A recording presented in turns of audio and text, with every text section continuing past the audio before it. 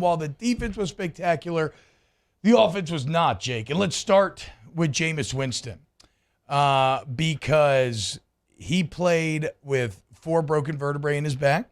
I'm not a doctor. That sounds like he's out there playing with like a fractured spine. I don't know exactly how serious it is. It's obviously, look, the medical staff said it is something where it'll heal over time, and it's not at risk of being made worse. I guess they're saying it's a pain tolerance issue. The problem is it a pain tolerance issue to the point where it's maybe affecting throws? That's what is tough to know. And Jameis looked off, right? He was missing those deep balls, which are kind of his strength traditionally that he's known for. And then you kind of saw it devolve throughout the day to where at the end, he looked like old Jameis. And even Devin White got in a super disrespectful post-game interview in which he was talking about, his last year here, that's all he did was give the ball away. So he knew he was going to give it away. And he played like kind of how we expected him to. And so the question is, Jake, with what you saw Sunday, how are you judging Jameis right now? Is this a situation where is that the injury causing that and maybe you sit him till he feels a bit better and you go with a fully healthy Dalton? Is that not injury related and it's more just bad play related and then you're got a little point of impasse where, okay, it's 7 of 8 quarters that have been bad. The offense has to figure this out. Or is it just still small sample size, too early? You got to stick with Jameis. There's some troublesome signs. And I know the back injury that he has, but when you look at the coverage that the defense gives you, and if you made the right decision with the ball, he graded out at 48% this week. So there's some things, and certainly when he's pressing, that are troublesome. Whenever he's pressing, he falls back into the Jameis that had the 30 interceptions. And the ball is starting to sail on him a little bit, and he's not quite hitting the deep passes. Now, the injury is the injury, and that sounds awful. But if it's affecting his play, then you've got to take a look at that. For his health and for your offensive play out there on the field. There was just things that he did pressing again, and that's when he's at his worst, is when he's pressing, when he's trying to do too much. When he's within the game plan, he's a really good quarterback. But when he has to make a play, when he has to press, that's when he's getting into trouble. So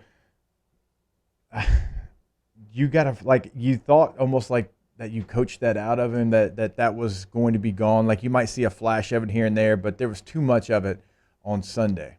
Well, and this is now 2 games in a row where it seems like the time to release has not been very good.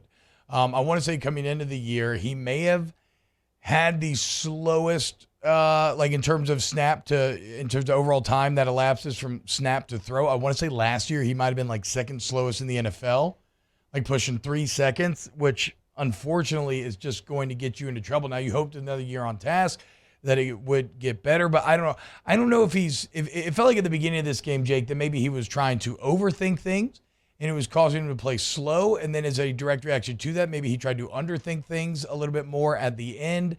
And, well, it ended up having bad consequences. So, look, I am not out on Jameis Winston after these 2 games, but I am concerned, right? I'm vastly more concerned than I thought I was because with the additional weapons, even though no Alvin Kamara hurts on this Sunday, but with the additional weapons, I did think that you would have seen more consistent play. There's been flashes.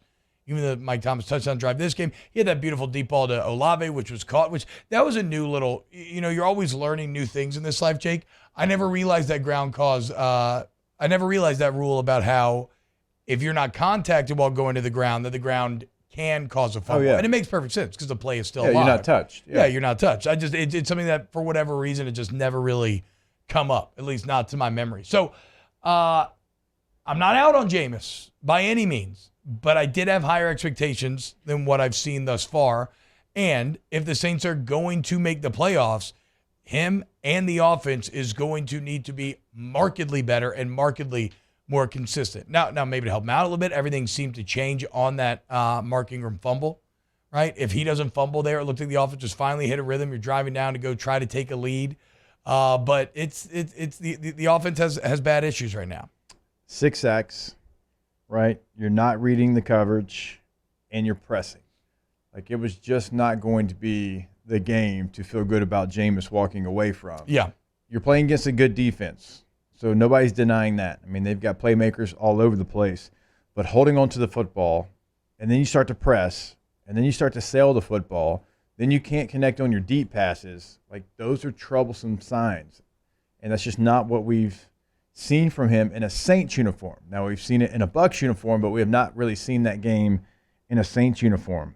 And you couple that with his health issues, what he has going on, it'll be interesting to see what the game plan is moving forward for next week, because you went and got Chris Olave for what? Because he was a deep threat. Yeah. And you had a quarterback that could bombs away. Well, you're not connecting on that right now either. So there should be some worry as far as offensive production in that New Orleans Saints meeting room, because you go back to last week, yes, you found a way, and that's fantastic. But there was 3 bad quarters. Now you put what you just put on tape for 4 quarters. Yeah.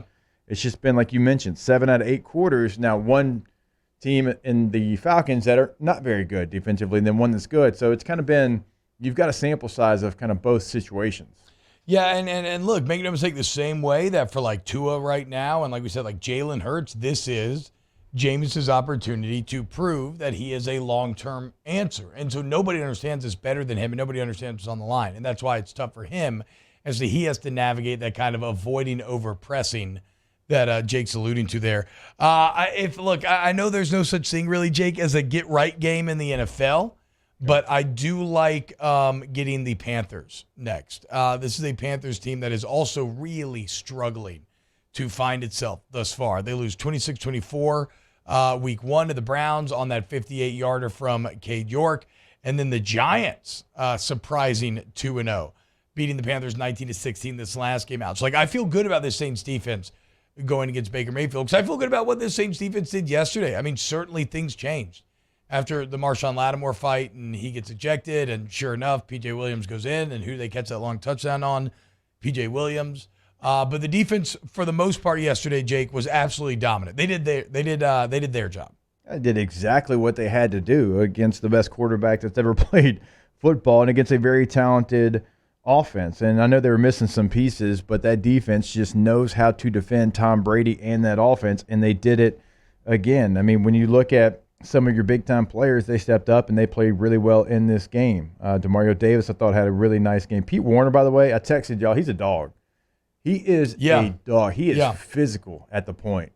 I mean, he blew up some of those runs, and even if it wasn't him tackling Lenny, I mean, whoever was pulling on those power plays, that guard, he soared today, because Pete Warner was coming and just tattooing a 310-pound guard every single time, and he gives you something different. He gives you a physicality to allow others to make plays, and he kind of just gives himself up in a good way. I mean that in a very positive way.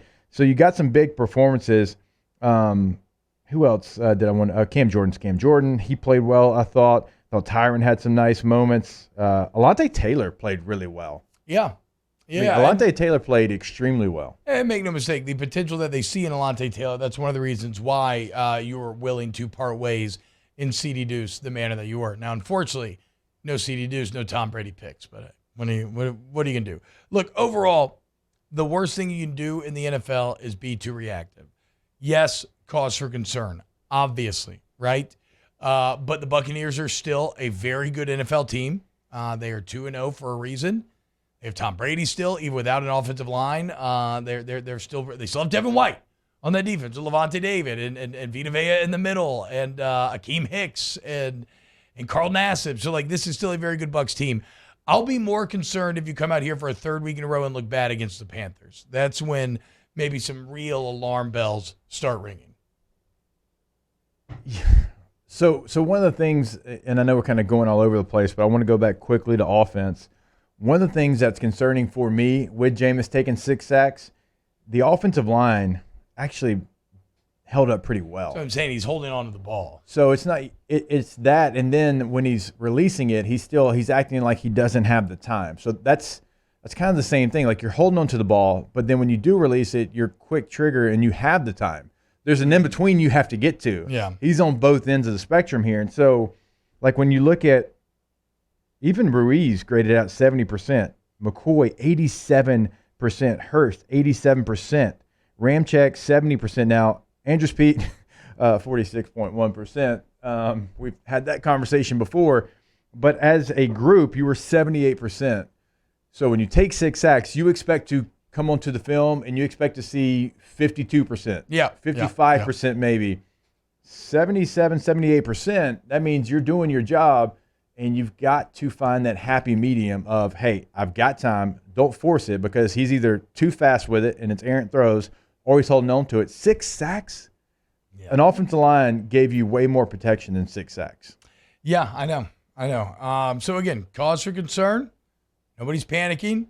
Still on the Jameis 101 bandwagon, okay? But, well, big game Sunday. Big game Sunday. I'm a little bit on the other. I'm not fully there, but I'm a little bit farther down the road than you are. But you were never a true believer to begin with.